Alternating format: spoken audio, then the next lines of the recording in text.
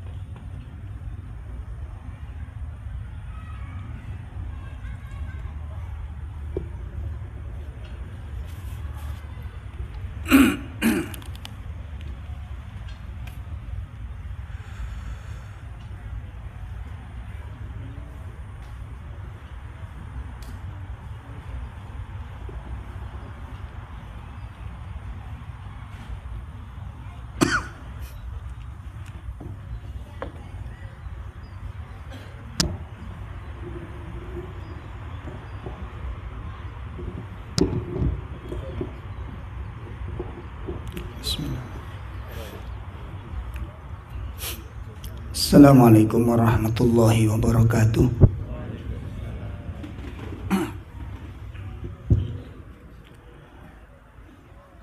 Alhamdulillahi rabbil alamin.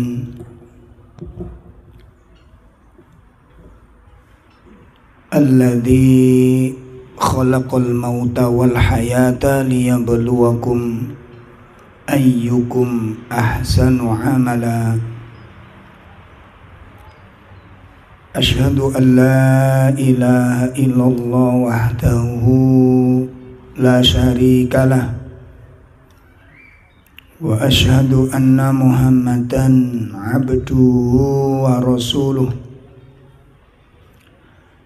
Ya ayyuhalladzina amanu taqullaha haqqa tuqatih wa la tamutunna illa wa antum muslimun.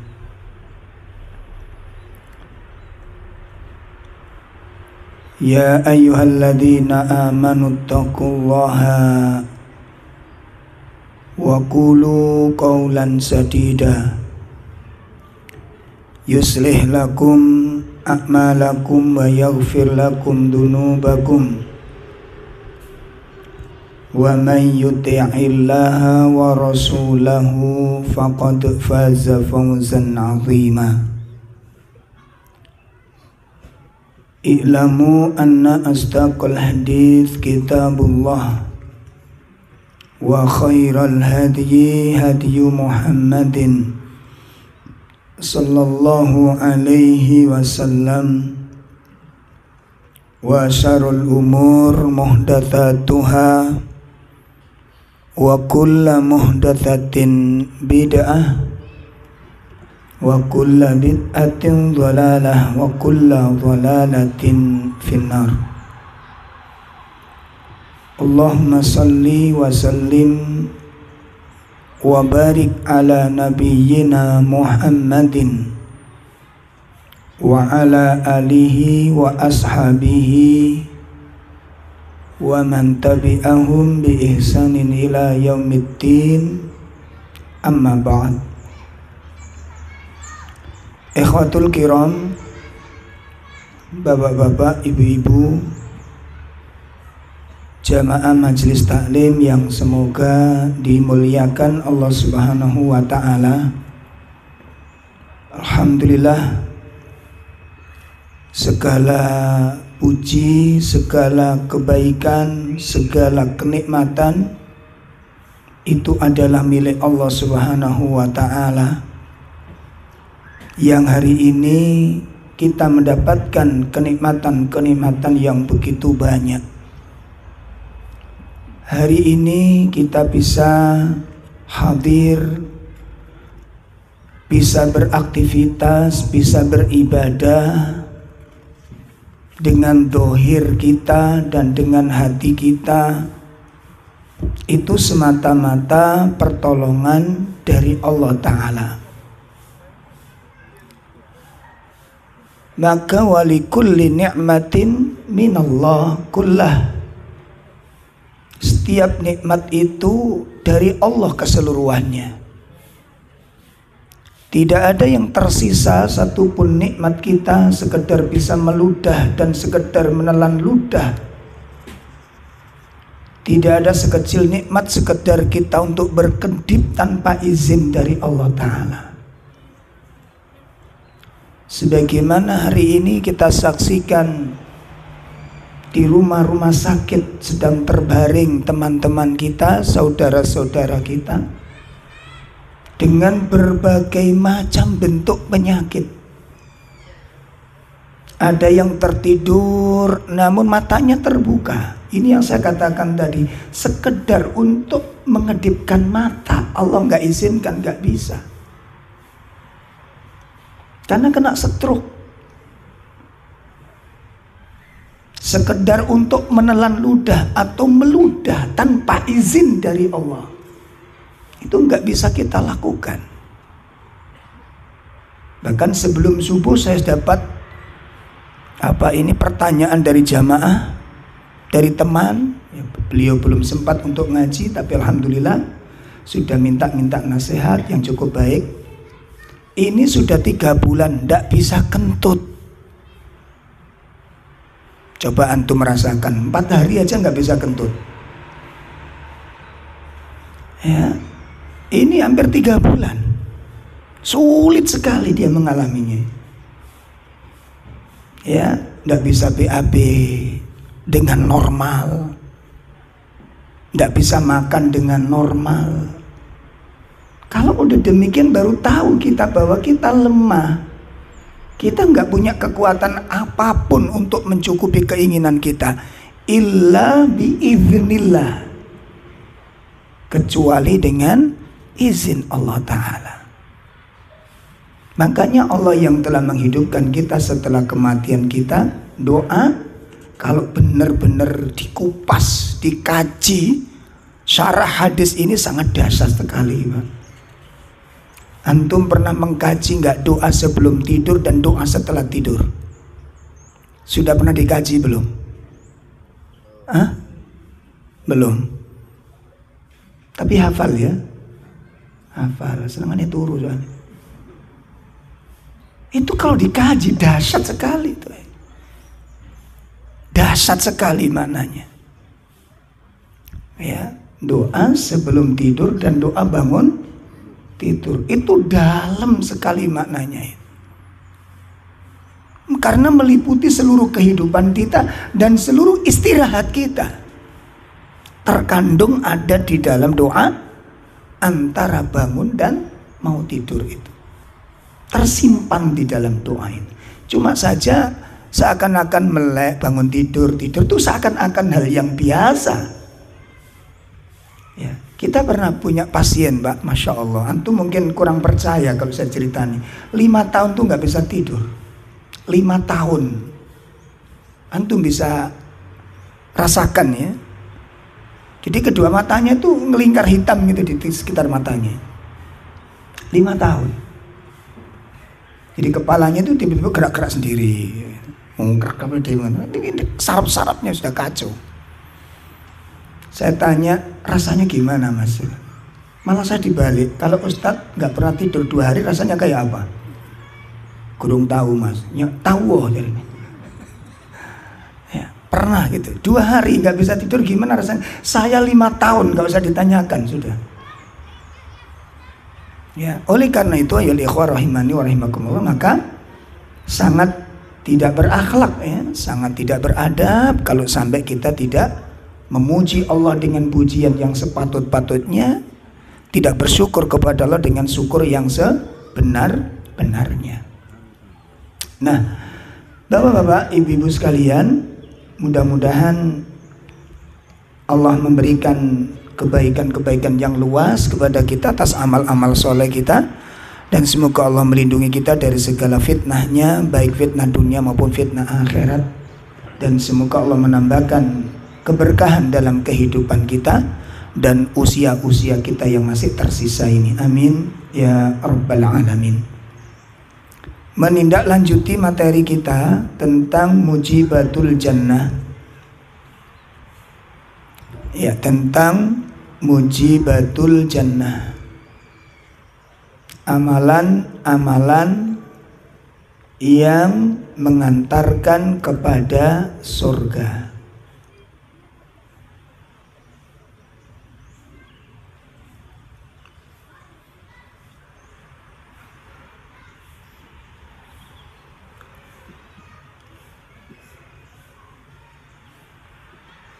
Ya, sampai pada bab as-saum, berpuasa. Bapak-bapak, ibu-ibu sekalian, as-saum atau as-siyam nanti akan kita kupas sedikit perbedaan, namun sangat menentukan antara as-siyam as-saum.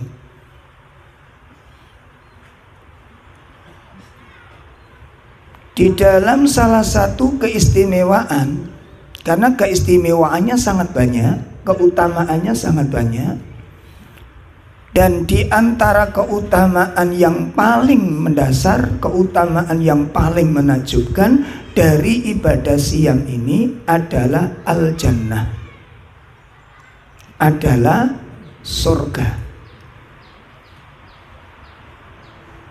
Ini. Hal ini sebagaimana dijelaskan oleh Nabi kita sallallahu alaihi wasallam. Ya, dijelaskan oleh Nabi kita sallallahu alaihi wasallam dalam sebuah nasihat beliau. Kita simak di beberapa hadis. Yang pertama, qala ar-rasul sallallahu alaihi wasallam, idza jaa ramadan futihat abwabul jannah wa ghulliqat abwabun niran wa suffidatis syayatin. Hadis diriwayatkan oleh Imam Al-Bukhari dan Imam Muslim. Ada 3 keistimewaan di dalam hadis ini. Beliau SAW menyatakan apabila telah tiba datang bulan Ramadan, futihat abwabul jannah, keistimewaan pertama, dibuka pintu surga. Ya, dibuka pintu-pintu surga.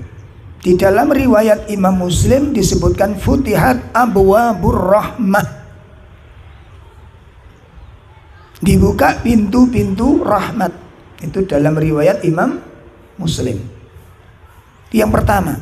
Yang kedua, wa ghulliqat abwabun niran, dan ditutuplah pintu-pintu neraka.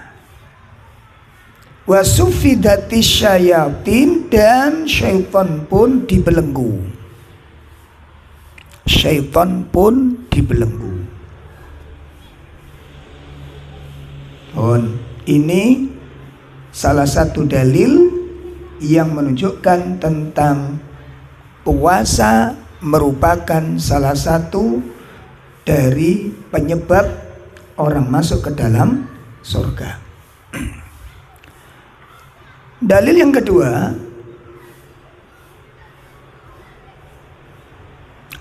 kedua, dalam redaksi Imam Bukhari disebutkan fil jannati, Ya, fil jannati, di dalam surga, samaniyatu abwab, terdapat 8 pintu. Fiha babun yusamma rayyan, di dalamnya terdapat pintu yang dinamakan ar-rayyan. La yadkhuluhu, pintu tersebut tidak akan dimasuki illa shaimun, kecuali orang-orang yang berpuasa. Pintu tersebut pintu khusus untuk orang-orang yang berpuasa. Ini berarti puasa bagian amal yang menyebabkan seseorang masuk ke dalam surga. Sebelum saya lanjutkan, yang merasa depannya ada longgar maju Pak nggih. Yang depannya ada kosong mohon maju. Karena kayaknya ini mau tahun baruan ini gitu. Yang rumongso depannya kosong, kanan kirinya diisi nggih. Biar teman-teman yang di belakang bisa duduk bareng-bareng.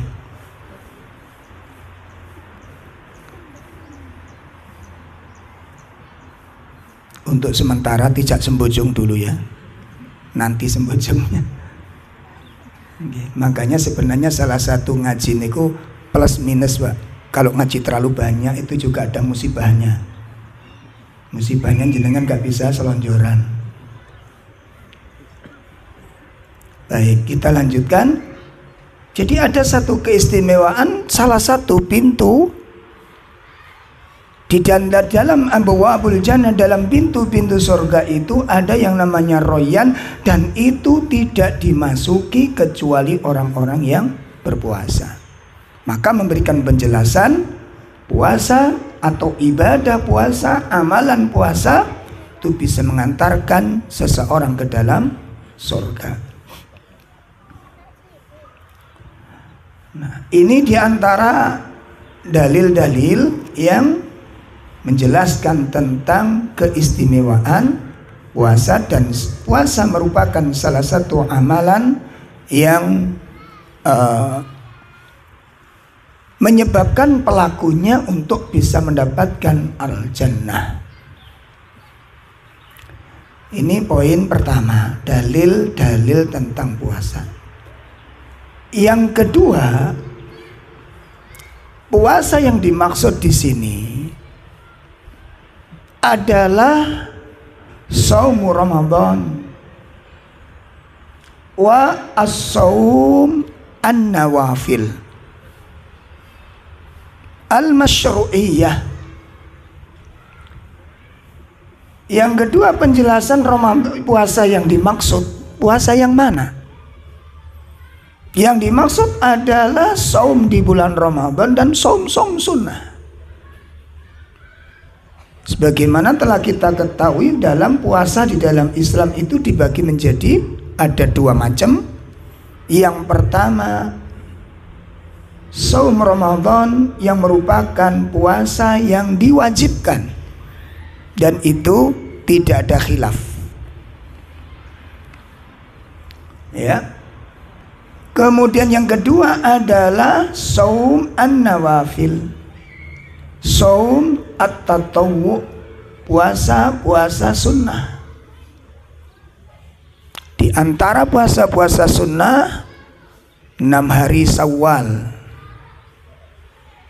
atau kalau itu hitung daripada Muharram, yang pertama bulan Muharram. Muharram tanggal berapa yang disunahkan untuk berpuasa? Dalilnya pada dasarnya tanggal 10. Namun Nabi mensyariatkan tanggal 9 atau tanggal 10. Kemudian 3 hari di setiap bulan yang disebut dengan puasa Yaumul Bid, hari-hari putih. Kenapa disebut Yaumul Bid, hari-hari putih? Karena pada saat itu bertepatan dengan Qamariyah, saat bulan purnama. Jadi cerah-cerahnya cahaya bulan. Ya, kalau orang Jawa puasa putih beda lagi, Pak. Jadi kalau orang Jawa ilmu kejawen, karena qadarullah saya dulu itu mantan puasa kejawen ini. Ya, ada puasa kejawen itu, ada puasa namanya poso mutih. Poso mutih itu kalau orang Jawa bilang tuh makan benda-benda yang berwarna putih tanpa harus ada rasa. Kalau nasi ya nasi putih tok. Kalau bohong yang putih. Sudah itu aja ya namanya nasi putih itu. Dan dibatasi 1 lepek, bukan 1 piring. Dicampur garam tidak boleh. Atau sama telurnya putih telur itu ya. Atau kerupuk putih tidak boleh. Pokoknya nasi putih 1 lepek, dan itu nanti makannya 24 jam itu cuma sekali. Jadi kalau puasanya disepakati awal, kamu ngambil makannya kapan? Maghrib, ya maghrib tok. Jadi 24 jam itu makannya maghrib. Contoh saya hari ini puasa, nanti maghrib makan, setelah itu nggak makan sampai ketemu maghrib besok. Itu namanya puasa mutih. Lah berapa hari? Tergantung ilmu nih. Sampean ilmu nih apa? Wewe putih, welut putih, atau gendruwo putih, atau bajul putih. Loh, saya ngomong ini serius, sangat serius. Dan saya punya bukunya. Ya itu. Saya punya bukunya dan saya pelakunya. Saya ngamalkan dulu sempat sebelum ngaji, Pak, sebelum ngaji. Nah ini sisanya tinggal sekarang kurus kering ini. Itu saya dulu makan jagung atau namanya posang rawot. Posang rawot itu sayur-sayuran atau polo pendem, tanpa harus ada rasa. Tetap dibatasi 1 lepek. Kalau jagung itu 1 bukung itu dipotong jadi 2, makanya segitu aja. Dan air 1 gelas selesai. Ya kalau kelas-kelas namanya apa namanya? Kalau orang Jawa bilang pelet, itu kalau diartikan dipondokkan jadi mahabbah. Artinya melet gitu. Pengasihan kalau orang Jawa bilang. Ya, itu namanya cuma 3 hari puasanya. Nanti poso ngebleng itu tidak boleh makan, tidak boleh tidur, nggak boleh masuk rumah. Itu 1 hari 1 malam tanpa makan sedikit pun. Ya Allah, ya melet temen.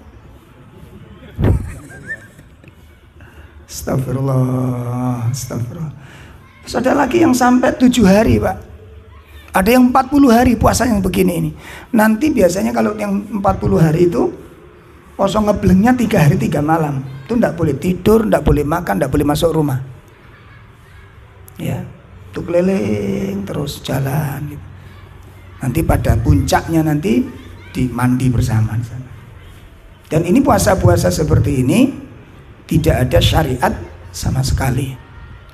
Jadi puasa Yaumul Bid yang kedua, puasa sunnah. Kemudian yang ketiga adalah puasa Senin Kemis. Puasa Senin Kemis.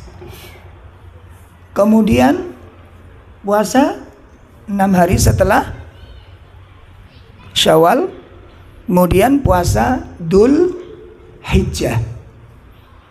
Dan itu ada khilaf ulama tentang puasa Dzul Hijjah ini. Dan ada puasa Nabi Daud. Itu diantara puasa-puasa yang sunnah, yang dijelaskan di dalam hadis-hadis yang sahih. Adapun yang lain, ada dalil-dalil puasa, namun dalil-dalilnya lemah. Seperti Yaumur Rajab, ada dalilnya, ada hadisnya, namun ulama ahli hadis mengatakan semuanya dalilnya dhaifun jiddan. Ini bukan ustadz yang bilang, tapi ulama ahli hadis yang mengatakan. Wallahu a'lam bishawab. Nah,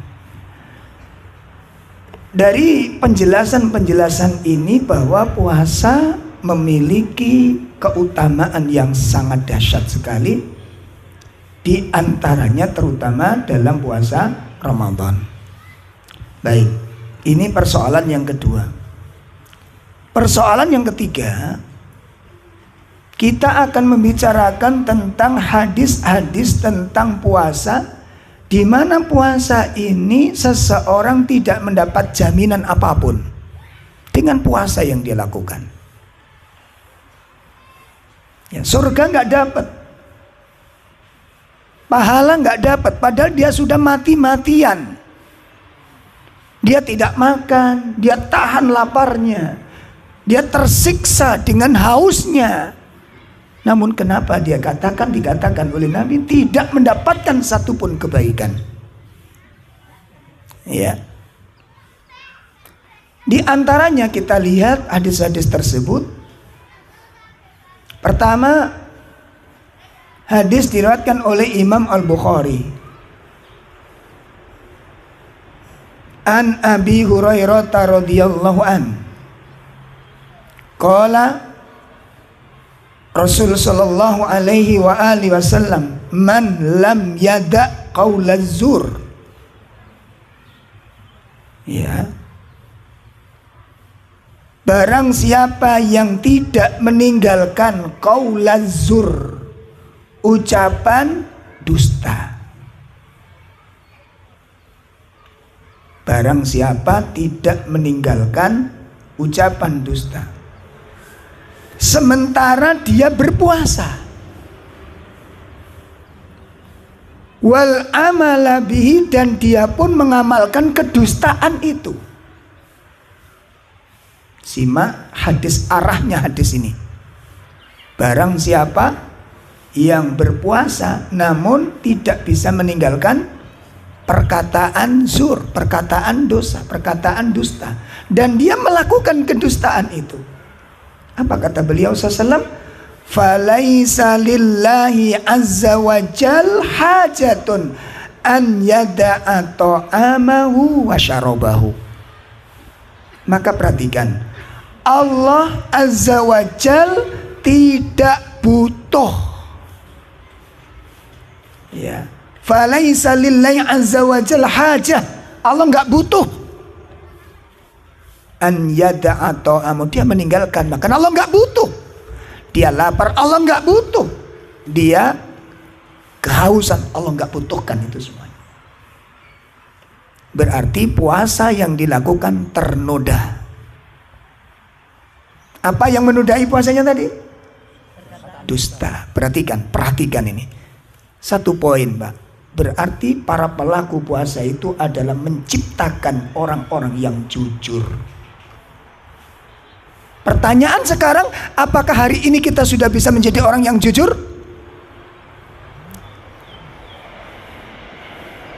Apakah kita sudah lepas daripada kedustaan? Perhatikan dengan baik. Berarti belum benar-benar puasa gitu. Bagaimana kita menahan makan minum tapi subhanallah dinodai dengan ketidakjujuran. Yang mana sekarang ketidakjujuran itu sifatnya wajib di masyarakat kita ini. Jujur itu buruk sekarang kalau kerja itu, Pak. Ngeri. Dah. Pun ini dalil pertama. Maka kalau orang-orang yang sudah berpuasa namun dia masih terbentuk karakter-karakter ketidakjujuran, suka berbohong, suka berdusta, menunjukkan kegagalan puasanya. Yang pertama. Yang kedua, hadis diriwayatkan oleh Imam Al-Hakim, diriwayatkan oleh Imam Ibnu Khuzaimah.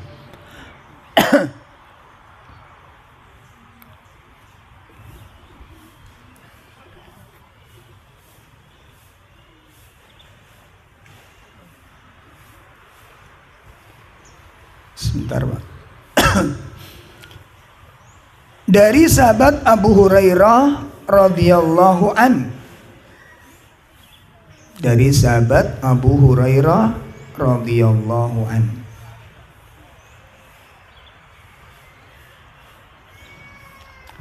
Qala Rasul sallallahu alaihi wa alihi wasallam,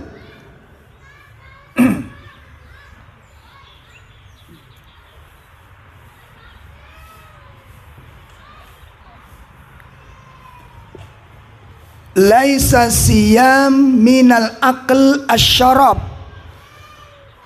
Bukanlah yang dinamakan siyam itu dari makan dan minum. Ya, bukanlah yang dikatakan puasa itu dari makan dan minum. Artinya apa? Yang dikatakan puasa itu bukan sekedar urusan makan dan minum yang ditinggalkan. Ya. Namun innama siyam, sesungguhnya hakikat daripada puasa itu adalah minal laghwi. Satu, menahan diri dari perkara-perkara yang sia-sia. Menahan diri dari perkara yang sia-sia. Perhatikan, ini baik perkataan maupun perbuatan. Awas, perhatikan. Ini termasuk bagian perkataan maupun perbuatan. Yang kedua, ar-rafas, perkataan-perkataan yang jorok. Rafas itu perkataan-perkataan yang mengandung kata-kata porno. Ya. Ini kalau guyon-guyon hati-hati di grup-grup, jangan sampai berlebihan. Sebab kadang-kadang podo akrabe nek guyon kadang-kadang rada al ngawur wal memel. Hati-hati, kadang-kadang nggak kerasa masuknya ke situ, Pak. Ya, menceritakan istrinya dengan kondisi diceritakan aurat nggak boleh. Atau para istri menceritakan tentang hubungannya dengan suaminya nggak boleh. Tapi kadang-kadang yang namanya orang, saking memele guyon, saking sereme guyon untuk menunjukkan tentang serem-sereman gitu. Kan orang kalau sudah punya grup itu kan orang bisa menimpilkan ini, kalau kita nggak bisa nampilkan kan rugi. Sama dengan orang kirim stiker. Nah, maka kita nggak mau ketinggalan, kita juga kirim apa? Stiker gitu kan. Stiker lucu, kasih yang lebih lucu lagi. Sampai kadang-kadang hal-hal yang kurang pas. Contoh apa? Foto wanita yang mungkin ngapunten giginya apa? Istilah kalau orang Jawa niku singkatannya tutik. Tutik niku metu titik. Napa, Pak? Merongos.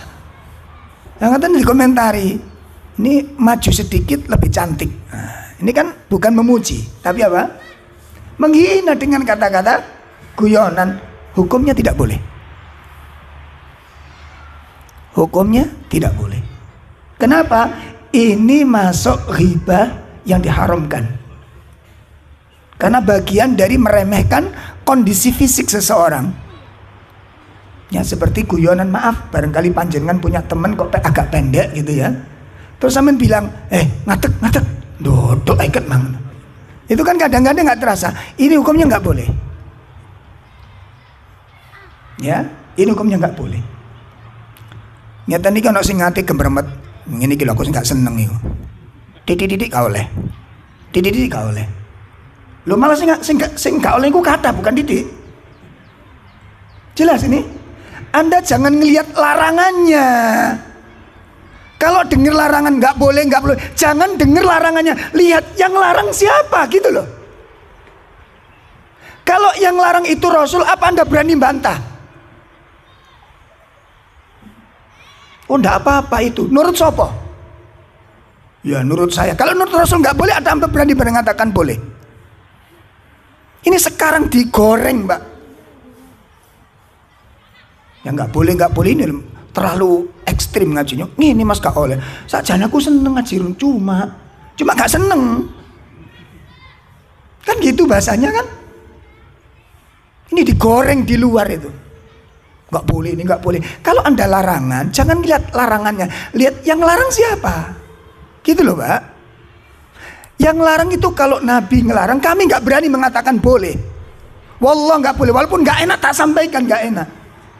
Kenapa? Ini amanah dari Nabi, ini amanah agama yang kemudian agar disampaikan supaya selamat. Ya, kalau nggak disampaikan, tukang penyampainya dosa karena menyembunyikan sebuah syariat di sana.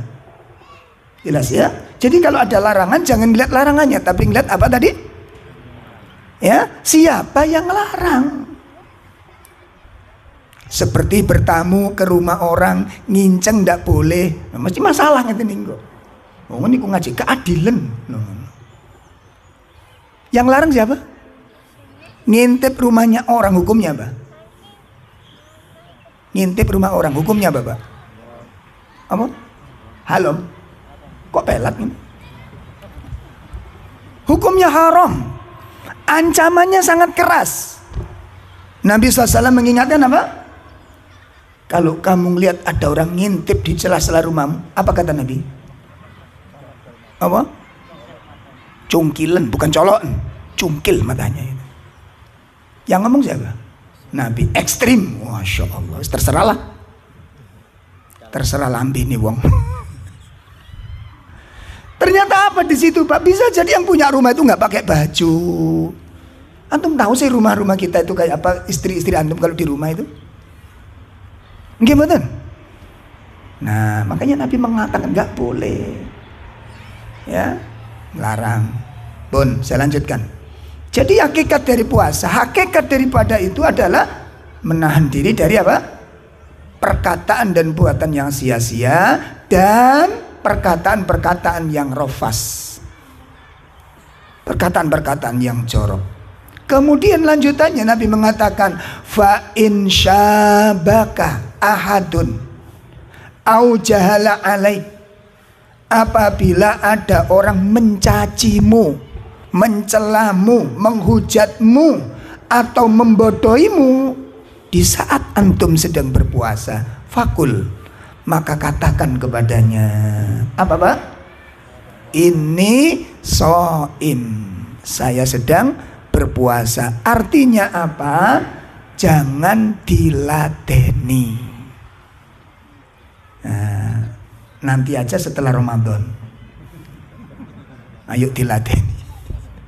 Apa begitu pengertiannya? Artinya apa? Puasa itu mengendalikan kamu dari cacian itu. Artinya kalau kamu dicaci maki orang itu baik di dalam Ramadan maupun di luar Ramadan, biarkan saja berjalan demikian. Masya Allah. Walaupun sebenarnya kalau balas dengan ucapan yang sama hukumnya apa? Boleh. Tapi kalau berhenti, menahan diri, itu lebih baik dan lebih mulia, lebih utama. Perhatikan. Dan itu diucapkan Nabi berkali-kali. Katakan kepadanya, saya puasa, saya sedang puasa. Artinya tahan. Itu as-saum. Itu yang disebut dengan saum. Menahan. Baik. Itu hadis yang kedua. Hadis yang ketiga, coba lihat. Puasa orang seperti ini tidak ada manfaatnya. Puasa orang seperti ini gak ada faidahnya.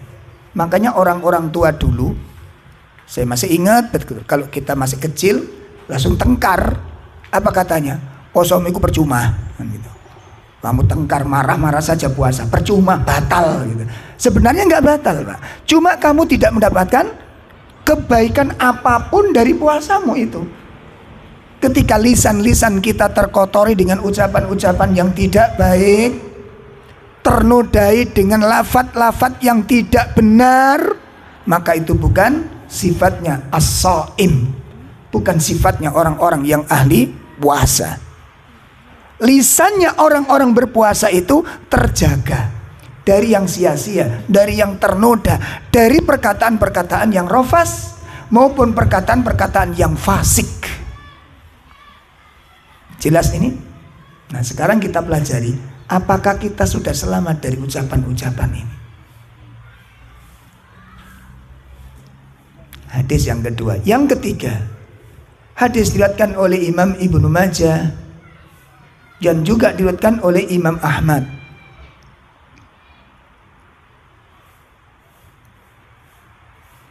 Qala Rasul sallallahu alaihi wasallam, bersabda Rasul sallallahu alaihi wasallam, rubba shaimin. Berapa banyak orang-orang yang berpuasa, hadduhu min siyami, dia memperoleh, dia mendapatkan, dia meraih dari apa yang dilakukan puasanya itu al-ju' wal atas, hanya mendapatkan lapar dan dahaga saja. Pahala tidak, terampuninya dosa juga enggak, terangkatnya derajat juga tidak, al-jannah apalagi dia enggak akan dapatkan dari puasa yang dia tangguhkan. Kenapa? Karena bisa jadi puasa yang dia lakukan ternodai dengan sifat-sifat yang tidak baik. Nah, berarti kita sudah menemukan dua cara pandang. Yang pertama tadi, puasa memiliki apa? Halo? Yang pertama tadi, puasa apa? Menjadi sebab untuk mendapatkan surga. Poin yang kedua apa? Dengan puasa orang tidak mendapatkan apapun dari puasanya. Lalu bagaimana tentang dua sisi yang bertentangan ini? Ini tidak bertentangan. Ini hatta punya penjelasan puasa yang bagaimana yang bisa mengantarkan orang ke dalam surga dan berhak untuk mendapatkan pintu ar-royan. Sehingga dengan puasa ini bukan cuma di akhirat saja. Sampai Nabi mengatakan bau tidak sedapnya nafas orang-orang yang berpuasa itu akan menjadi aroma yang sangat menyegarkan. Itu puasa yang bagaimana? Nah, bapak-bapak, ibu-ibu yang dimuliakan Allah, mari kita pelajari. Ini karena sebentar lagi kita berpuasa Ramadan dan mungkin hari-hari ini kita juga akan melakukan puasa-puasa sunat. Jangan sampai puasa ini menyeret kita dalam keburukan. Ya, karena puasa terutama di bulan Ramadan itu targetnya at-taqwa. Targetnya at-taqwa. Membentuk manusia yang sangat berhati-hati. Baik. Sekarang kita akan lihat definisi as-siyam was-shaum ya dalam pandangan para ulama.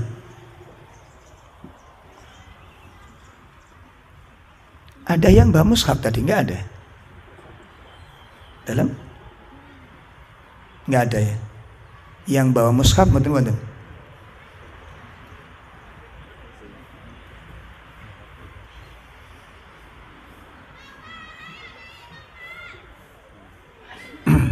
Sebentar ya.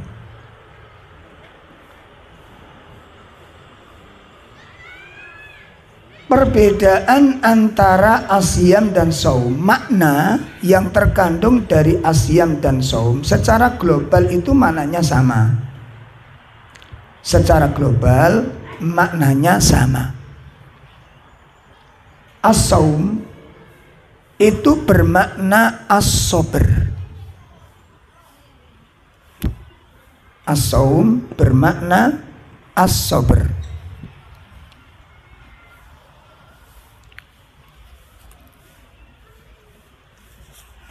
Ya, asyam maknanya as-sabr. Secara apa tadi? Global. Jadi pengertiannya sama, secara global sama dengan zakat, infak dan sedekah. Maknanya secara global, maknanya apa? Sama. Tapi kalau spesifiknya sama apa enggak? Sama betul? Tidak sama. Kalau infak lebih spesifik apa Pak? Halo? Kok anteng-anteng wae jenengan?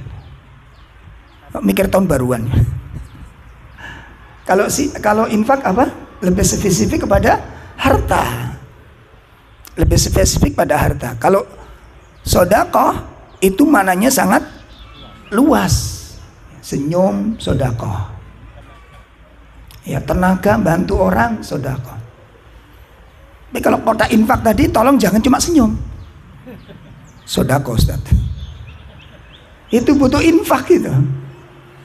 Ya makanya kalau nulis kotak infak itu jangan kotak sodakoh. Khawatirnya tasbih yang dimasukkan. Megang subhanallah.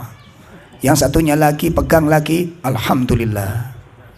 Satunya lagi la ilaha illallah. Satunya lagi pegang Allahu Akbar. Sehingga kotak itu full bacaan tasbih, tapi tidak ada uangnya. Ya. Jadi kalau sodako itu mananya lebih luas. Senyum kita, bantu kita ke teman, antum mengucapkan salam, itu sodako. Ya, sodako jadi dengan tenaga, dengan senyuman, dengan ucapan, itu bisa dilakukan. Tapi kalau infak lebih spesifik tentang harta. Jelas? Nah, begitu juga tentang siam dan saum. Kalau siam secara spesifiknya adalah apa?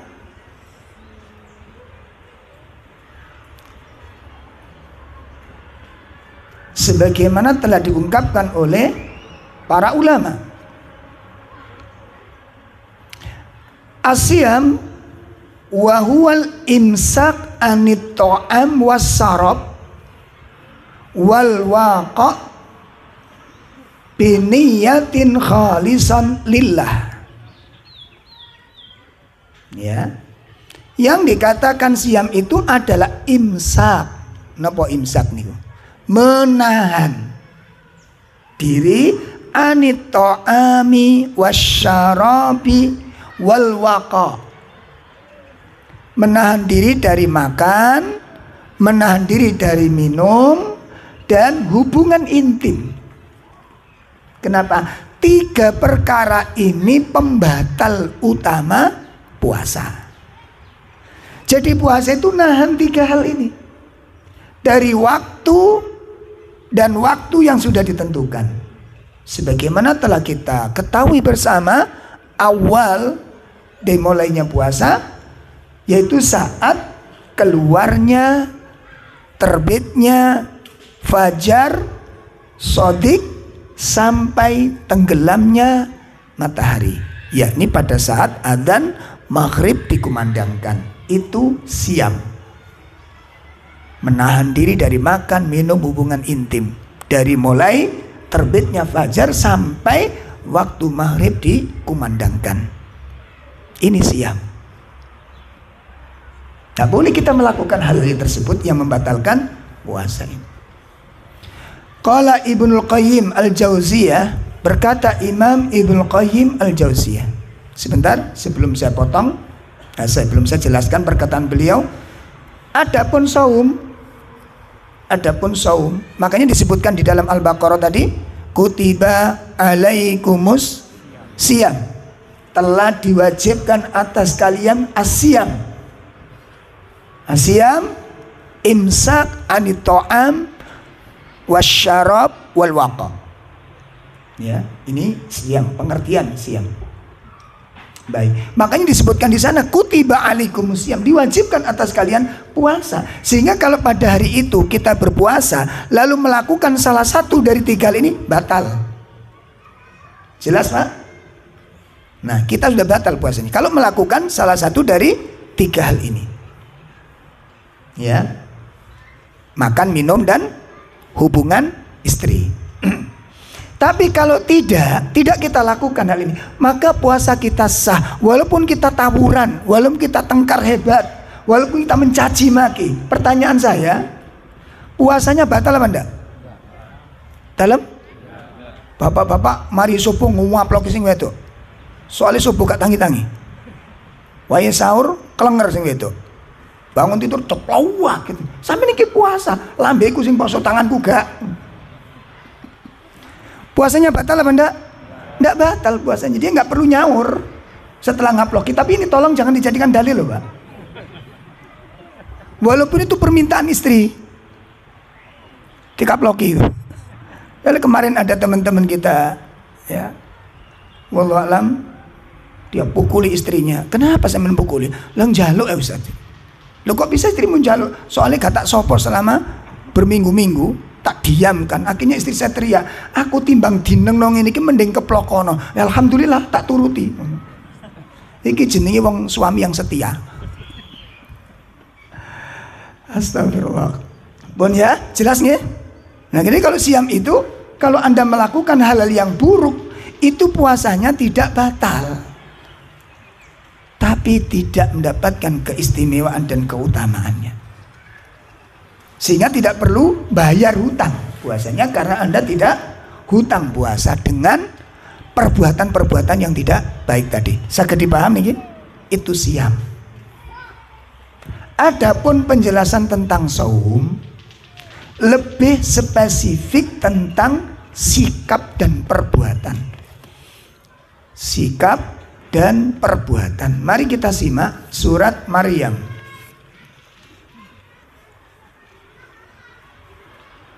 Surat 19 ayat 26.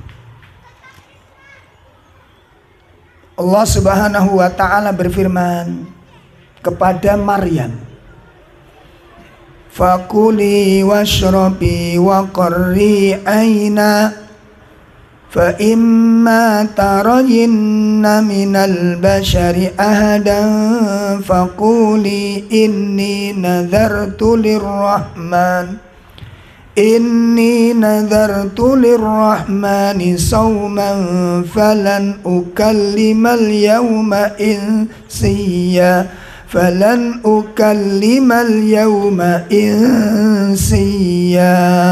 Nah, ada terjemah? Mana? Iya. Maka makan, minum dan bersenang hatilah engkau. Jika engkau melihat seseorang, maka katakanlah, sesungguhnya aku telah bernazar berpuasa untuk Tuhan yang Maha Pengasih. Maka aku tidak akan berbicara dengan siapapun pada hari ini. Kita lihat di sini puasa as-saum, berarti kan saum yang dilakukan oleh Maryam dalam bentuk apa? Saum yang dilakukan oleh Maryam dalam bentuk apa? Tidak bicara. Ya, tidak berbicara dengan seorang pun. Maka dengan pengertian inilah ada sedikit perbedaan penjelasan tentang as-siyam dan as-saum. Mari kita simak perkataan para ulama. Lamma kanal maqsud minas siyam, diucapkan oleh Imam Ibnu Qayyim di dalam kitab Zadul Ma'ad. Adapun yang dimaksud siam, ya, yang dimaksud puasa itu adalah pertama, habsun nafs anis syahwat.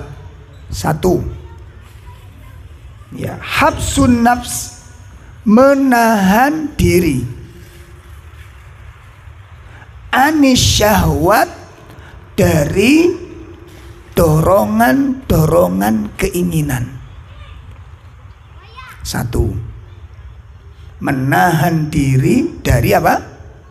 Dorongan-dorongan keinginan, syahwat yang disenangi.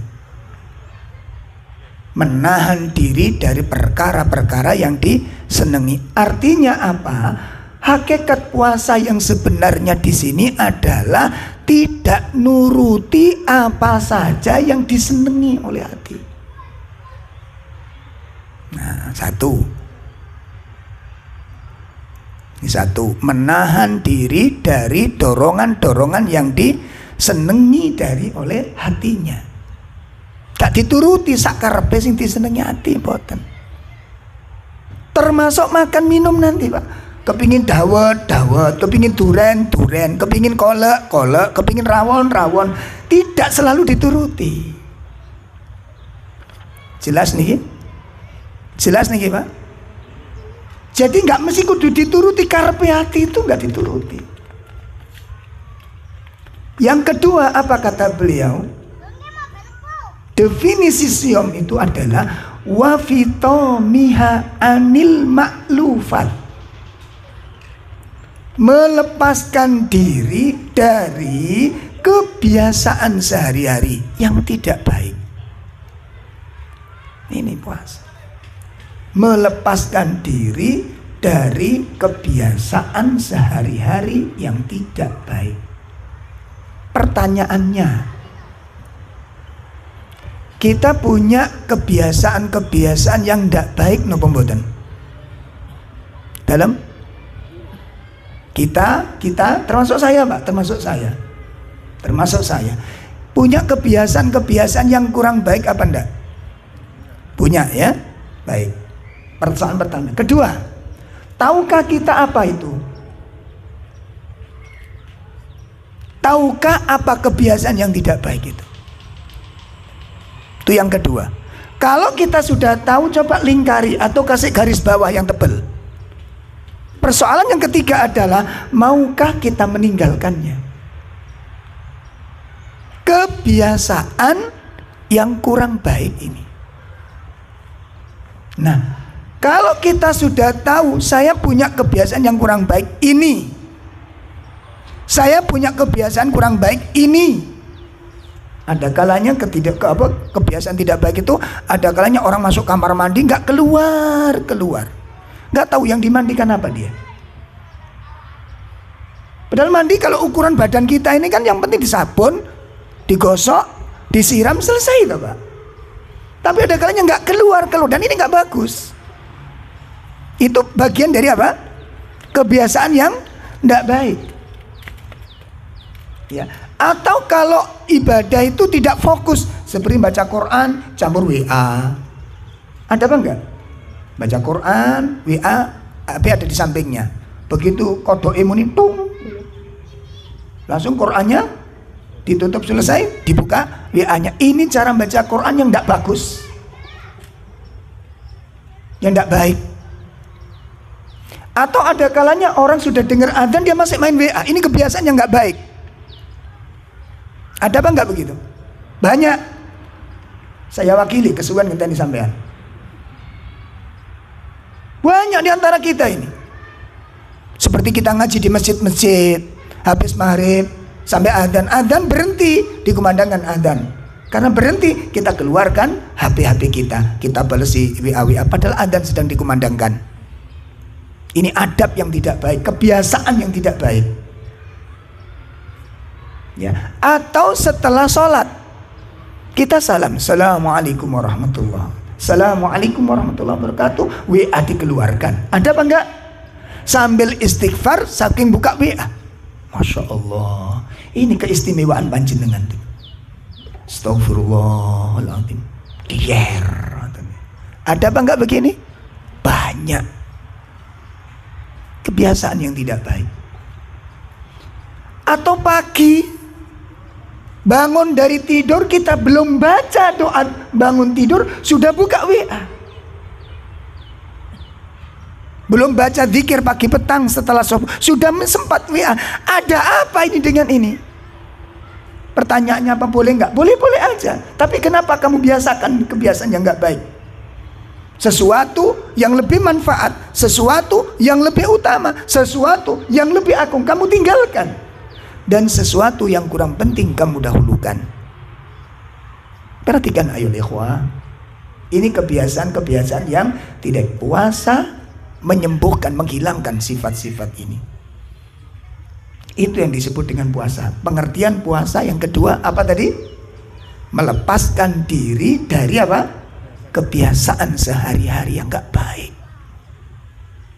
Nah, begini.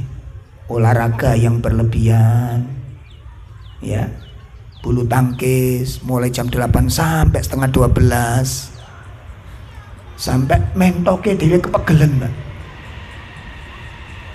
Ini kan berlebihan. Tidak boleh. Kenapa? Kita punya waktu yang nanti malam harus tahajud, nanti malam harus witir. Subuh harus jamaah. Bisa nggak dengan jam 12 tidur itu belum ngetus keringetnya ini Pak? Ngapain bapak-bapak yang hobi bulu tangkis ya? Nggak masalah, silakan kita main, tapi secukupnya aja. Sampai Ustadz sambil muhasabah. Setelah kita duduk bareng-bareng muhasabah. Ayo dievaluasi. Yang sepeda goes ada yang hobi sepeda pancal Pak. Nggak apa-apa, silahkan, nggak apa-apa. Tahu waktu. Jangan sampai jam 7 keluar, sampai jam 12 belum pulang. Ini dosa kita, dosa ayo ikhwah, dosa kita. Bukan tidak boleh, tapi dosa kita. Kenapa? Kamu tinggalkan sholat jamaah. Kamu nggak butuh sholat jamaah. Ustadz, nggak benar, tinggalkan. Saum mendidik kita. Saum mendidik kita. Tinggalkan kebiasaan-kebiasaan yang tidak baik. Pun ini yang kedua. Yang ketiga, as-saum lijamul muttaqin. Lijamul muttaqin. Saum itu adalah pengendalinya orang-orang yang bertakwa. Jadi hidup kita itu dikendalikan oleh saum ini. Bisa nggak saum kita mengendalikan? Seperti tadi, ketika dicaci maki kita balas itu bisa, tapi karena kita saum dikendalikan. Ada bapak-bapak malam pertama Pak, pas sholat tarweh, saya habis ngimami, selesai sholat tarweh, datang bapak-bapak, assalamualaikum, salam, sehat Ustaz? Saya alhamdulillah. Masya Allah Ustaz, hari pertama saya sudah diuji oleh Allah. No bapak, di kantor teman-teman Ustaz gaplei. Masya Allah, kenapa? Oh no, asing gak perkara. Saya bilang sama dia, nanti setelah Ramadan. Jadi aku sekarang saya puasa, nanti aja setelah Ramadan kita lanjutkan persoalan ini. As-saum lijamul muttaqin. Lijamul muttaqin, kendalinya orang-orang yang bertakwa. Saum pengendali. Yang keempat, kata Imam Ibnul Qayyim, as-saum jannatul muharibin. Surganya para pejuang. Surganya para pejuang. Artinya apa? Kalau memang kita benar-benar ingin meraih kemuliaan di bulan Ramadan ini, jangan disia-siakan setap sendinya. Jangan disia-siakan setiap peluangnya. Ya, yang berpeluang baca Quran, yang punya waktu baca Quran. Yang peluang sodako, jangan berhenti untuk sodako, baik siang maupun malam maupun pagi atau kapan saja. Ini saatnya orang-orang para pejuang, para pencari surga itu bergerak. Para pencari surga itu beramal. Para pencari surga mengerahkan segala kemampuannya. Kapan? Fi Ramadan. Di dalam Ramadan. Sampai pernah saya ceritakan di beberapa majelis taklim saya, ada seorang ikhwan yang ingin merampas banyak pahala. Bukan cuma dari ada si fulan dapat pahala saya kasih makan selesai. Enggak, saya ingin dapat banyak pahala dari dia, keluarganya. Masya Allah. Dengan cara apa Pak? Sebelum Ramadan dia kumpulkan harta. Dia kumpulkan harta itu. Begitu 1-2 hari sebelum Ramadan, dia beli beras berkarung-karung. Dia bagikan ke ikhwan-ikhwan yang du'afa itu. Dia bukan orang kaya, bukan orang kaya. Tapi dia ingin menjadi pejuang di bulan Ramadan itu. Jadi sebelum masuk bulan Ramadan 1 hari 2 hari dia telah bagi-bagikan beras-beras karungan ini. Saya tanya kepada beliau ini, apa yang antum cari?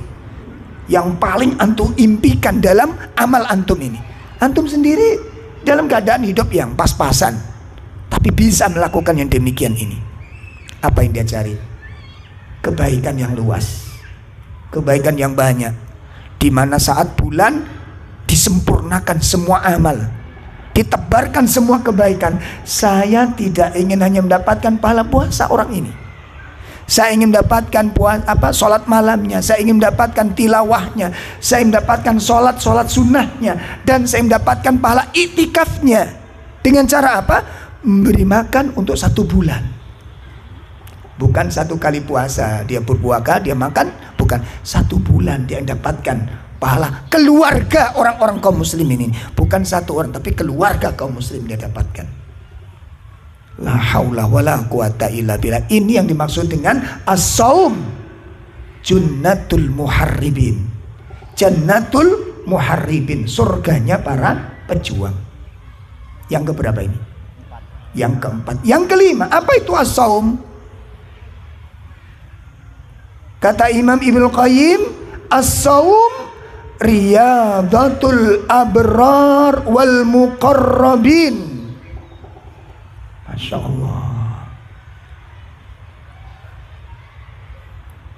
Riyadatul abrar wal muqarrabin.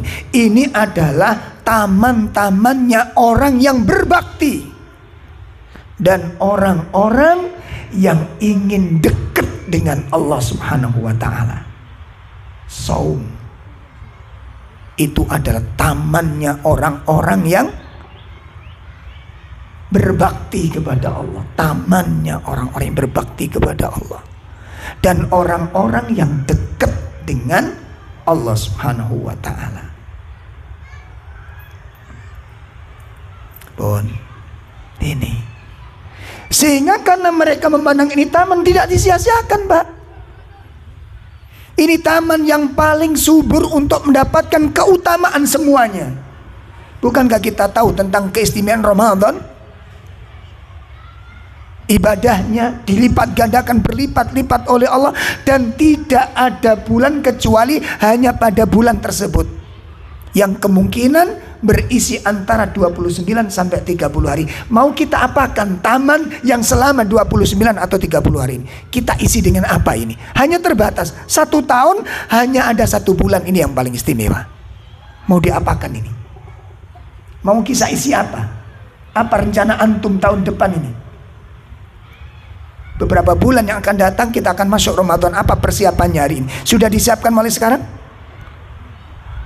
Biasanya kalau persiapan Ramadan yang paling menonjol apa, Pak? Bu? Ibu masih nyambung ini ya. Soalnya mendung gelap ini biasanya sinyal putus. Ya. Dan ibu-ibu minta tolong, Bu, ya. Kalau ada temennya pegang pulpen kok gak nulis sama sekali, coba dilirik. Jangan-jangan merem. Ya. Apa persiapannya, Pak? Antum kita lihat kisahnya para sahabat. 12 bulan. Ya, Muharram sampai Ramadan itu persiapannya dimulai kapan? Ramadan. Muharram itu sudah persiapan. Allah. Begitu masuk Syawal, 6 bulan sisanya, kok 6 bulan? Ya, 6 bulan sisanya dipakai untuk muhasabah hasil Ramadan kemarin. Itu sikap para sahabat. 6 bulan sebelum Ramadan dijadikan apa? Persiapan. 6 bulan sisa Ramadan dijadikan muhasabah. Bagaimana muhasabah kemarin, Ramadanku kemarin. Jadi jiwa di Ramadan itu terbekas sepanjang sejarah, sepanjang tahun.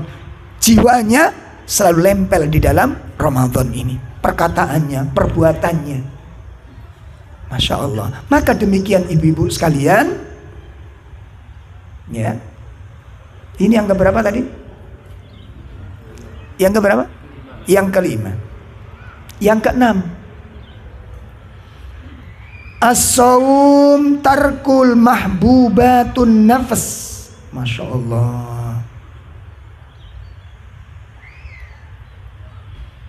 Hakikat daripada puasa itu adalah tarkul mahbubat an-nafs, meninggalkan sesuatu yang disenangi oleh dirinya.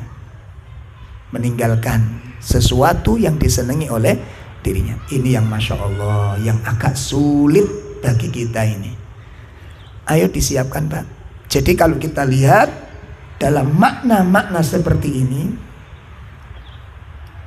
ya, lalu dia tinggalkan pula waladzatuha, dan kelezatan-kelezatan yang disenangi oleh jiwanya dalam rangka apa?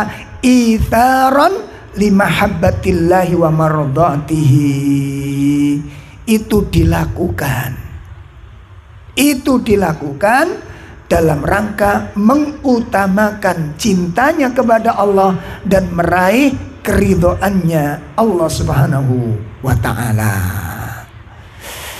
Ini yang dikatakan as-shaum, sikap, perbuatan dan tingkah laku yang menahan dari syahwat, dorongan-dorongan keinginan, baik dari pola makan, baik dari. Makanya kalau kita lihat dari kriteria ini Pak, bulan Ramadan itu bulan yang makan minum itu lebih diminimkan di rumah ini. Tapi yang terjadi justru sebaliknya, melimpah ruahnya makanan di mana? Halo? Di masjid-masjid itu Masya Allah melimpah ruah, sampai bingung iki dintek nih sopo.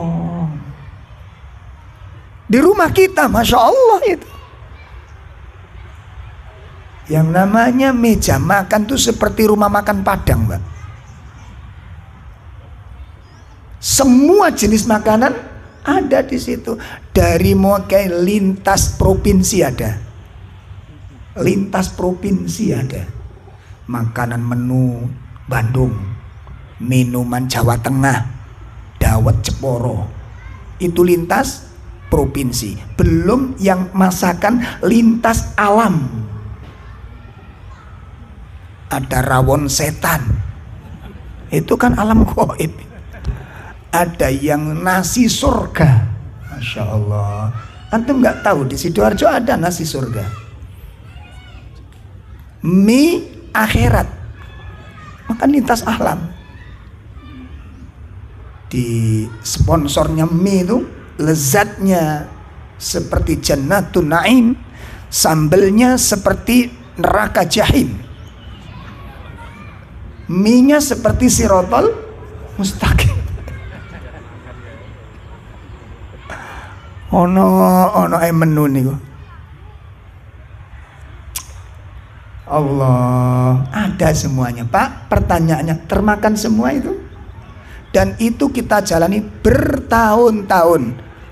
Kalau kita kumpulkan dua definisi ini, kita sudah siam, tapi kita belum saum. Kenapa? Fakta yang menunjukkan berpuluh-puluh tahun kita berpuasa, sifat kita nggak berubah. Itu menunjukkan kita siam, tapi belum saum. Kita mulai kapan saumnya nanti Pak?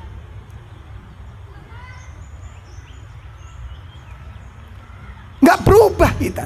Padahal target daripada puasa apa tadi? Membentuk sebuah karakter. Makanya kutiba alaikumusiyama kama kutiba alal ladina min qablikum la'allakum, agar kalian terbentuk, membentuk takwa, jiwa takwa, jiwa yang hati-hati. Sehingga kalau kita ini sudah di sini orang-orang yang saum, tidak mungkin keluar kata-kata yang tajam dari lisan kita ini. Nggak mungkin kita menjadi pemboros di dalam belanja. Kita sudah siam Ibu, kita sudah siam. Saum yang belum kita benahi. Nah kira-kira dengan umur yang sudah sekian ini, kira-kira kita punya rencana mulai umur berapa kita saum dengan benar? Siam sudah, mulai kecil kita udah siam. Saum yang belum, mengendalikan diri, sudah dilakukan belum? Nah makanya saya katakan, kira-kira mulai umur berapa saya harus mulai saum nanti? Betul-betul terbentuk sebuah karakter yang menakjubkan dari puasa. La'allakum tattaqun, terbentuknya jiwa-jiwa yang bertakwa, jiwa yang hati-hati, jiwa yang waspada, jiwa yang menjaga diri, jiwa yang selalu taat, jiwa yang tidak gampang meremehkan sesuatu apapun, baik kebaikan ataupun keburukan. Jiwa yang betul-betul menjaga agama ini. La'allakum tattaqun. Masya Allah. Nanti kalau puasa kita udah demikian, maka kita layak mendapatkan pada poin-poin pertama tadi. Tidak terancam pada poin-poin yang kedua. Puasa tidak mendapatkan kecuali haus dan dahaga. Puasa ya, yang kamu tidak mendapatkan apapun darinya. Allah tidak butuh puasamu. Kita nggak masuk dalam rentetan hadis-hadis ini. Tapi kita masuk bagian barang siapa yang berpuasa dengan benar, maka surga, pintu royan dan sejenisnya keutamaan akan kita dapatkan. Dan jamaah sekalian yang dimuliakan oleh Allah Subhanahu wa taala, ini penjelasan seputar as-saum dan siam. Mudah-mudahan ini bermanfaat untuk kita semuanya.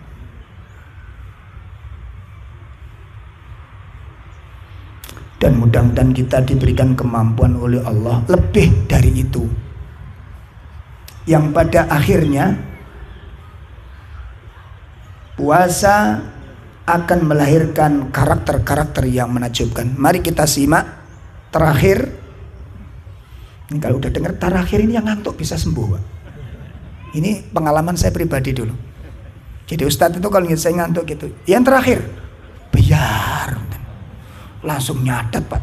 Jembar itu, Pak. Masya Allah. Kita tambah setengah jam lagi. Baik, mari kita simak hasil tarbiyah siam dan saum. Apa hasilnya? Kami mengumpulkan data ini berdasarkan dalil-dalil Al-Quran dan Sunnah serta qaulnya para ulama. Ya, melahirkan karakter-karakter yang sangat menakjubkan. Apa saja? Yang pertama, siam dan saum akan melahirkan karakter yang berhati-hati, nggak ceroboh, nggak gegabah, nggak sembrono. Satu, hati-hati dalam perkataan, dalam perbuatan, dan di dalam mengambil sebuah keputusan. Satu.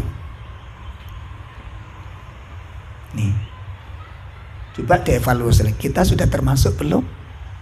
Ada masalah, tenang, apa tergesa-gesa menyimpulkan?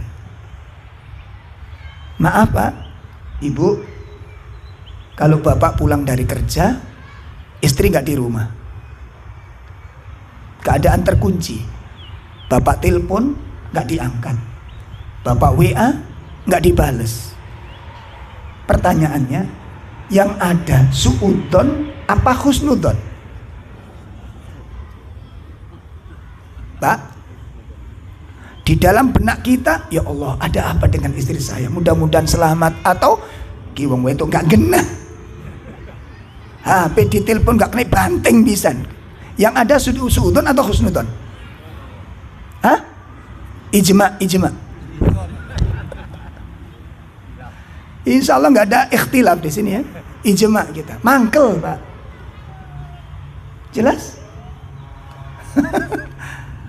Ada kasus Pak, Masya Allah. Suami bilang mau berangkat kerja itu, Umi, nanti sepulang kerja Umi tak ajak jalan-jalan, Abi mau ngasih hadiah. Loh kan Abi pulangnya malam, insya Allah nanti akan lebih cepat. Dan Alhamdulillah kemarin saya dikabari sama bos, hari ini aku dapat hadiah. Masya Allah. Jam berapa pergian? Paling lama sampai rumah jam 4 insya Allah. Nah, sudah dalam penantian. Nah biasanya kan si kecil diberitahu juga kan, nanti jalan-jalan sama Abi, jangan main-main setelah sholat asar, langsung pulang, mandi, bersih, ganti, nang ke Abi. Siap, sowan nang arek kecil. Sampai jam 4 belum pulang. Sing memeti kan sing cilik. Iki jadi provokator.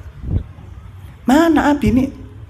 Kok nggak pulang-pulang? Tua sakurus atus, cari ke oleh dulinan. Kok nggak mulai-mulai? Minggat. Katanya jam 4 sudah berangkat, ini sudah jam berapa ini? Abi mana? Ya Allah. ditelepon, sampai mana Abi, ini jam 4 kok nggak pulang-pulang. Jadi apa enggak? Nggak dibales sama suami. Ditelepon mati. Bu, ibu masih dengar ini ya? Nah, ibu dalam kondisi begini ini suudon apa husnudon pada suami ibu? Nggak ada suara ini. Gimana? Bapakmu masuk ke alam lain. Ha? Ini hasil saum kita selama ini, Pak. Kalimat-kalimat yang keluar, kalimat yang menyebutkan, inikah hasil orang-orang yang saum, yang bau mulutnya akan terasa harum? Inikah hasilnya? Celaan, cacian, tuduhan, fitnah menjadi kebiasaan kita. Inikah siamnya orang-orang yang ahli puasa? Yang pertama, menghasilkan sifat hati-hati. Takwa itu maknanya al-hadru, takwa maknanya al-wiqayah, menjaga, hati-hati, waspada, itu makna takwa secara harfiah, secara bahasa.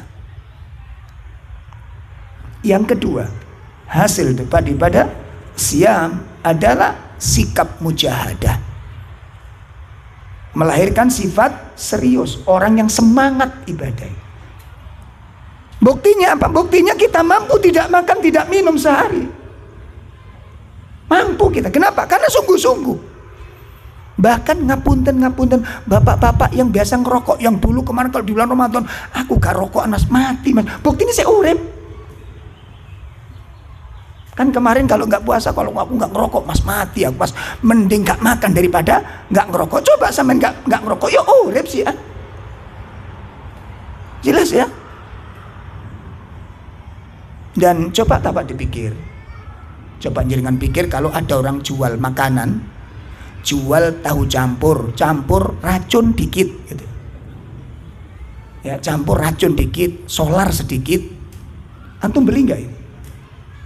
Ada 4 bahan campuran yang sangat berbahaya di tahu campur ini. Ditulis karena jual tahu campur jujur, judulnya ngono satu bisa.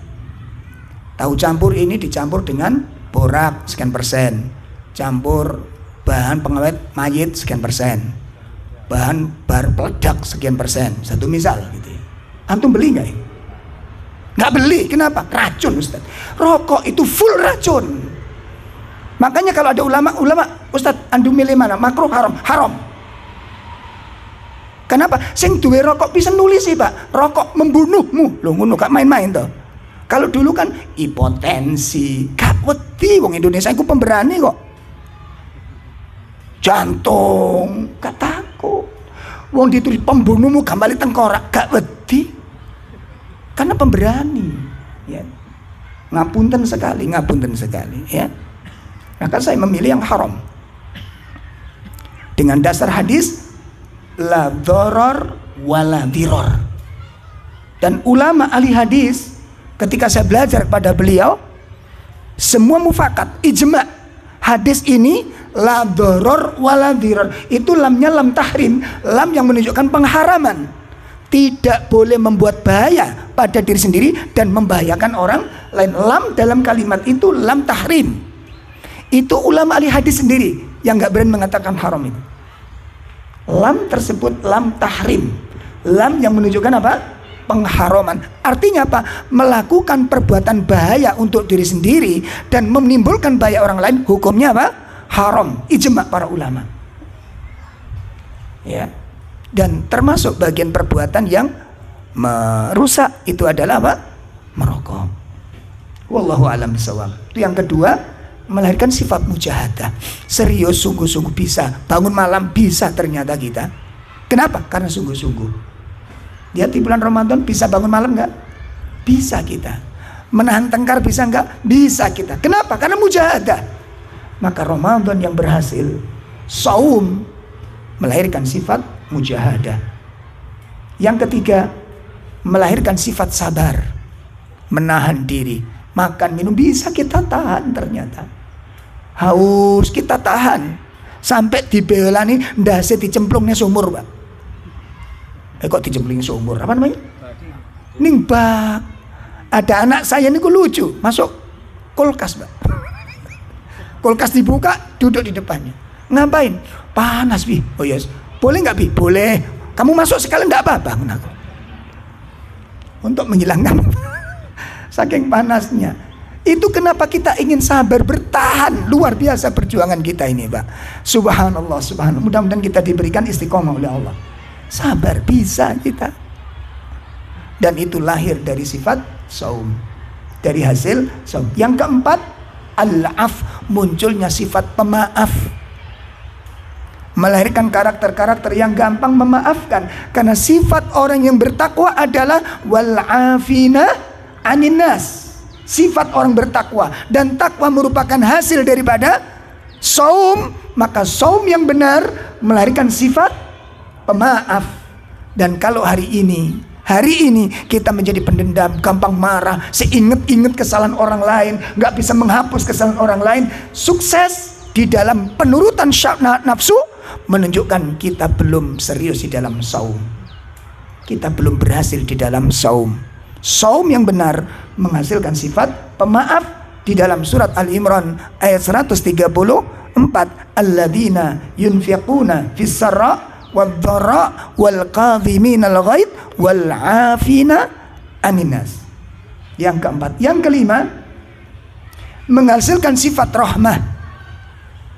Menghasilkan sifat rahmah, penyayang, bukan pembenci. Penyayang, bukan orang yang suka bermusuh-musuhan. Ini hasil saum yang diajarkan oleh Al-Quran. Ini karakter yang diajarkan oleh Nabi Sallallahu Alaihi Wasallam. Yang keenam, melahirkan sifat al-jud wal karam, sifat dermawan dan sifat murah hati. Sifat dermawan dan sifat murah hati. Apa bedanya? Kalau dermawan itu memberi tanpa pamrih, adapun murah hati atau pemurah itu memberi sebelum orang meminta. Ya, ada sedikit perbedaan. Makanya dalam Al-Quran ada al-jud wal karam, dermawan dan murah hati. Murah hati itu apa? Orang memberi tanpa orang meminta dulu. Berarti ngerti gitu loh, pengertian, paham itu. Ya, contohnya kalau nanti ada teman-teman kita habis pengajian berangkat bareng, mampir ke rumah antum. Mampir ke rumah antum. Ya, antum gak usah nanya, antum sudah sarapan? Oh, ngaji bareng kok ditakoni sarapan? Turun sarapan, Mas. Tadi ngaji bareng. Ditanya lagi, antum sarapan gak? Kalau udah ada tamu begitu, gak usah nanya. Kewajiban punya rumah ngapain? Kewajiban punya rumah ngapain? Muliakan tamu, bukan kasih makan, muliakan. Waktunya sarapan, sarapan gitu loh. Nggak usah ditanya, nanya itu jawabnya sulit. Jadi tamu jawab pertanyaan tuan rumah ini kok angel, Pak. Seperti saya datang ke rumah jamaah, Ustadz sampun dahar, jawabnya angel, Mas. Kate ngomong uwis iku durung, kate ngomong turun kok cik nemene kan. Akhirnya kan jawabnya wis gak usah. Loh napa nih Ustadz, kula cuma takon. Iki Ustadznya diprank. Jangan ditanya. Makanya biasakan ikhwan, biasakan kalau ada tamu itu jangan ditanyai dulu. Kewajiban punya rumah kalau ada tamu itu apa, Pak? Tunaikan kewajiban dulu. Ini kita orang biasa. Kadang-kadang mentang-mentang konco akrab dijak gedua terus ngalur kidur. Gorokane sampai rengat kabeh. Begitu sudah ayah, saya mau pulang. Loh, ya Allah, turun tak kayak wis kedalun. Itu sering kali ya. Jangan dibiasakan tamu, muliakan dulu. Minuman, ya minuman, kasih minuman. Kalau ada jahe, wetang jahe pagi-pagi, masya Allah. Jangan melulu air putih dengan dalil saya menghindari manis-manis untuk menjaga diabetes. Bagus, dalil wong medit.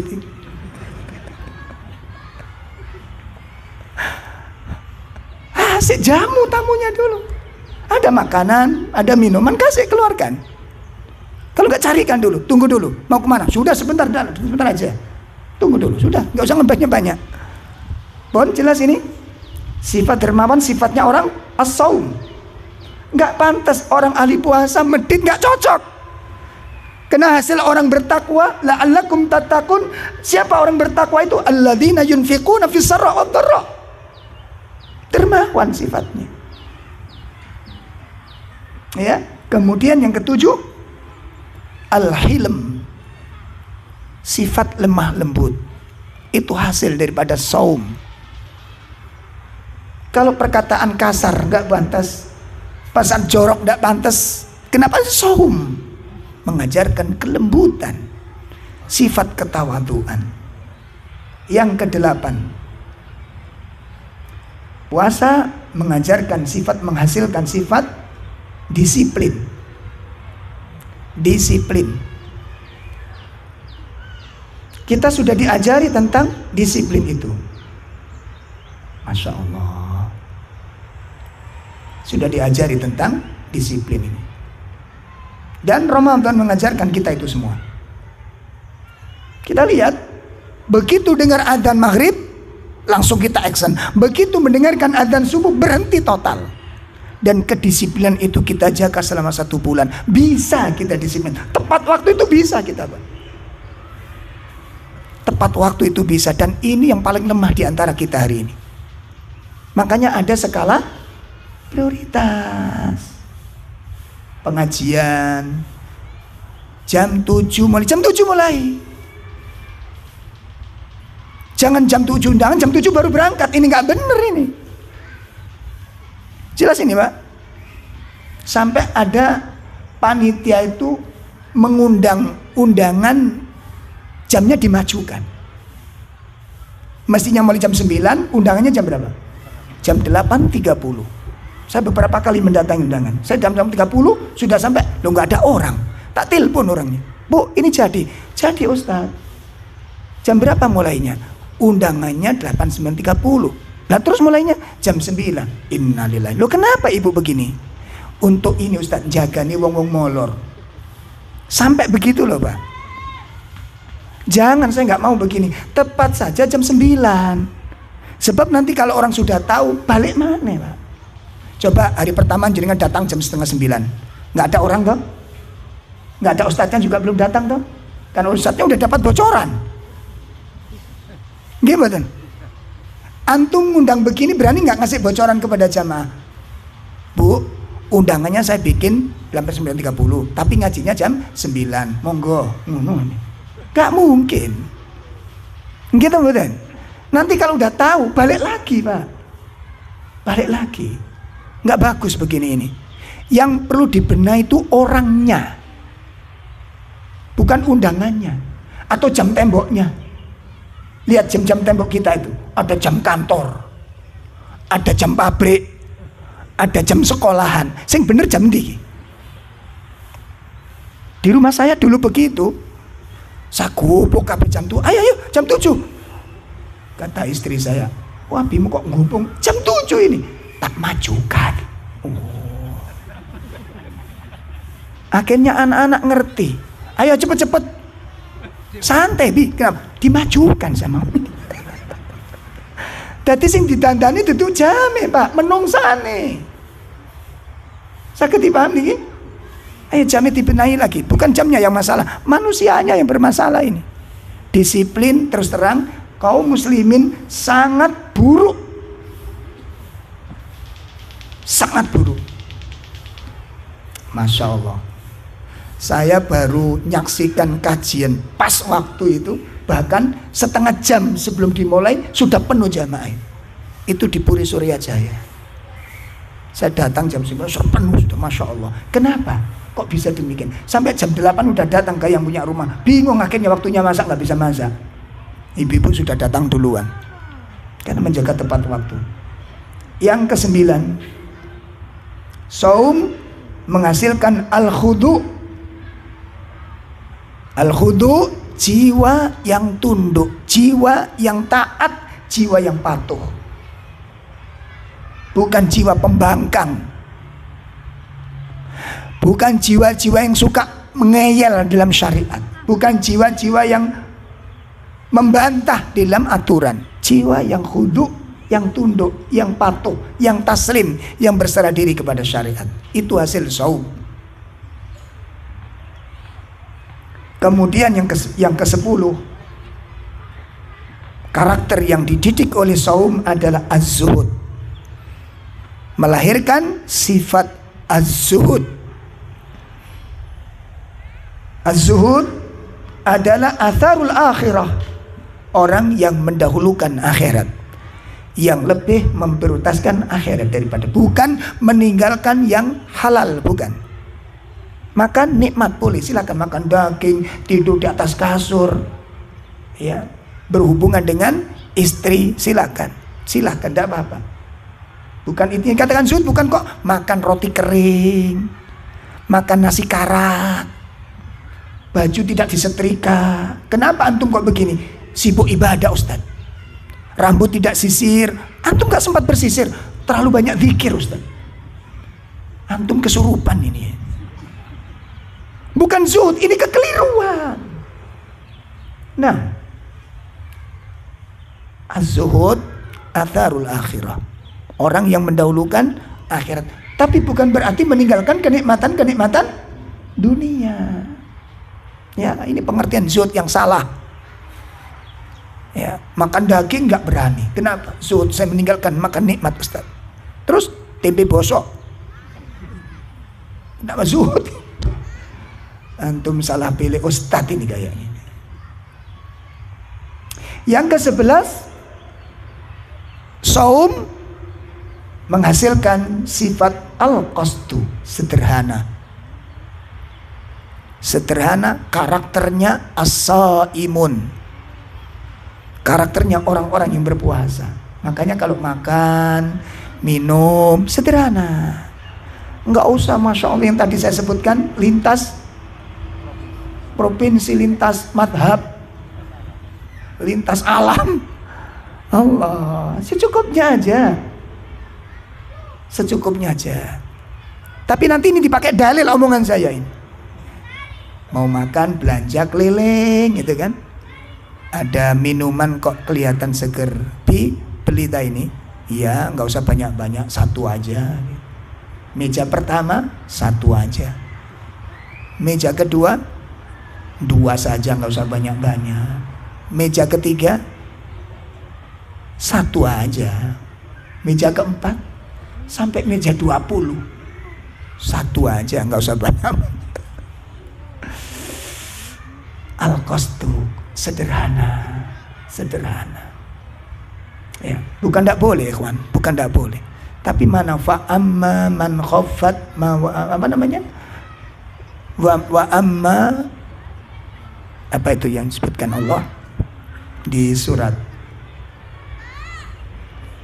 Adapun orang-orang yang takut kepada Allah, ya, di surat apa itu? Sebentar.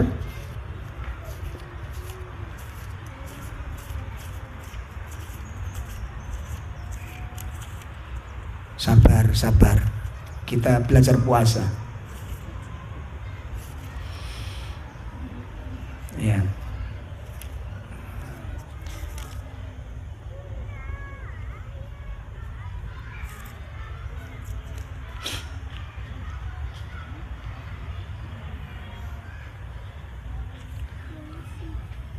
Wa amma man khafa maqama rabbih wa nahan nafsa anil hawa, surat An-Nazi'at pada ayat yang ke-40. Ya, jadi termasuk makanan, minuman, pakaian. Ya, jangan setiap yang disukai dituruti. Makan sayur dicocok-cocok, no, jangan, enggak usah. Kalau sayur lodeh cocoknya kudu ini, kak ini dulu keliling sampai sekian jam ndak ketemu, dibelani terus sampai ketemu, akhirnya balik ke meja awal. Pun bu sak wonten nih, lah nek ngono ket mau la opo kok keliling sampean. Ngeten niki perlu di manajemen, bukan ndak boleh, tapi manajemen belajar. Sampai kapan sih kita begini terus ini? Jelas ini Pak ya, dari pola makanan, ya. Dan ibu-ibu tolong usahakan Jangan sering-sering ke mall di dalam Ramadan, karena banyak penawaran-penawaran yang luar biasa. Sale 80%. Akhirnya penasaran, bener gak ini? Akhirnya ibu masuk dalam rangka tabayun.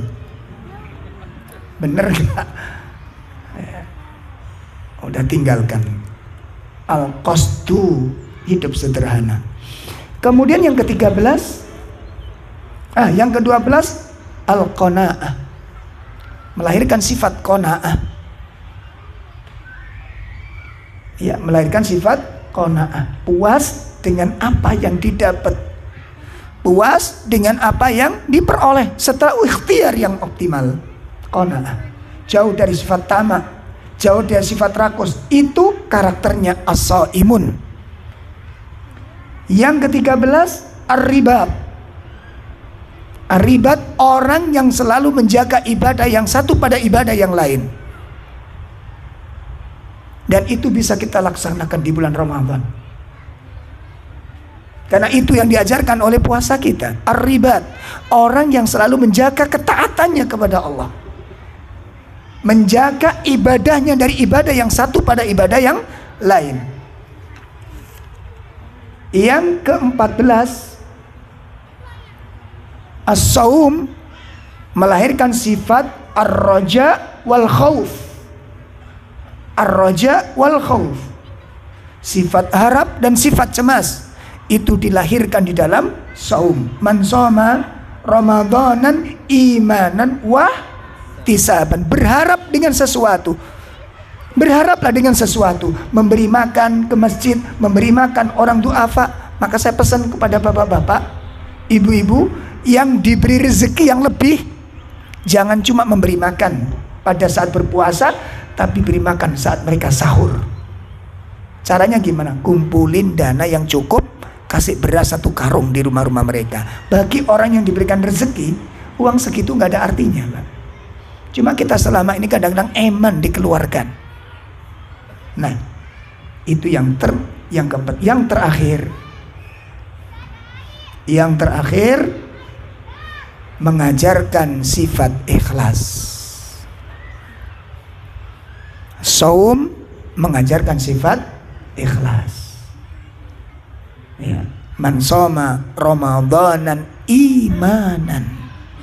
Semua amal itu akan berpahala. Semua ibadah akan berpahala, semua kebaikan akan berpahala apabila dilakukan dengan beriman, landasan iman kepada Allah Subhanahu wa ta'ala, dan mengikhlaskan setiap amal ibadah tersebut. Ayyuhal ikhwah wal akhwat fillah rahimani wa rahimakumullah. Ini bagian terakhir daripada pengajaran saum yang melahirkan karakter-karakter yang menakjubkan. Kalau seorang muslim memiliki 15 karakter ini, subhanallah, subhanallah, inilah hasil saum yang sebenarnya.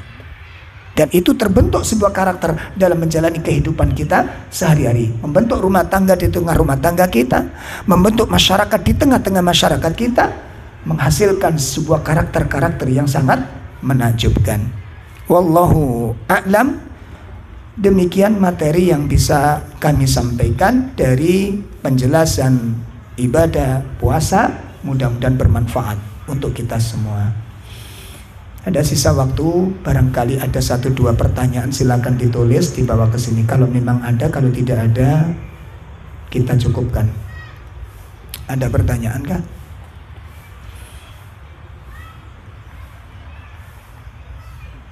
Baik, kalau memang tidak ada, kita cukupkan. Mungkin sudah tidak tahan untuk berenang ini. Wa sallallahu ala nabiyyina Muhammad. Subhanakallahumma wa bihamdika asyhadu an la ilaha illa anta astaghfiruka wa atubu ilaik. Assalamualaikum warahmatullahi wabarakatuh.